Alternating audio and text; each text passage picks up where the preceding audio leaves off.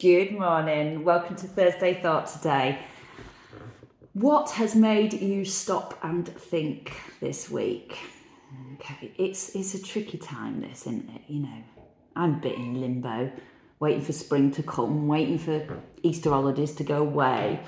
But you sort of go through the motions, but sometimes something happens and it really does reframe everything for you. And I had that at the quiz last night. We had a round on females in sport. Okay, now we're a sporty team, we know our sport, we're always good at that round. And last night, 4 of our team were females. Got it nailed, haven't we? Oh my God, it was crazy, the lack of, well, just how ignorant we all were to some amazing things that when I say should have known the answer to, when I say should have known the answer to, because of the absolute magnitude of what these people achieved, we should have done. But actually, because they were all achieved between the 60s and, the early noughties, I think we can be excused for not, well, I suppose this is my big thought, we didn't know those because there was no exposure, there was no transparency, there was no hype, there was just no coverage.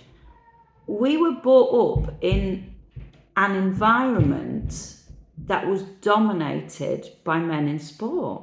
They were the ones celebrated. They were the ones on the cereal packets. They were the ones who were knighted and awarded stuff, whereas these women had achieved just as much as the men. And 2 examples that I give you is a lady that smashed the 200 metre world record in breaststroke in a British lady in 1960, winning an Olympic gold. No clue who she was. Okay, her name is Anita Longsborough. Okay, and she was an amazing swimmer because I've been reading up about her this morning. I can tell you, and I can picture myself in my living room watching Adrian Morehouse win a gold medal and Nick Gillingham winning a silver medal, 1988. But no clue she was. Most decorated female swimmer in America, Jenny Thompson. Jenny Thompson. I keep saying Hopkins, but it's Thompson.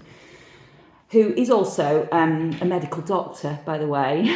She's got a medical degree, as well as being at the top of her game in swimming from 1992 to 2004, winning 8 golds, 3 silvers and a bronze medal.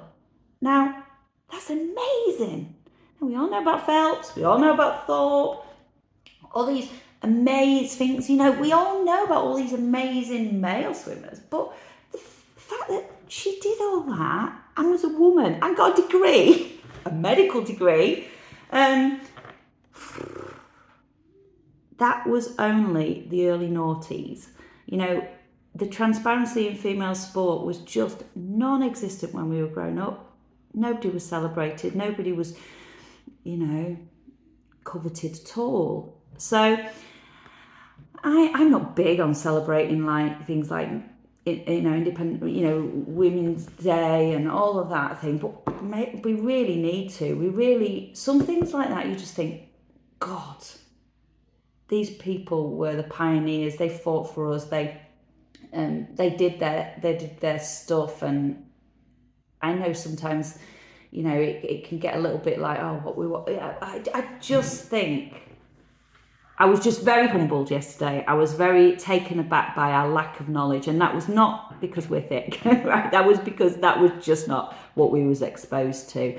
And I think it's a real positive example of progress and how we should never take for granted progress, and we should always keep learning, always keep curious.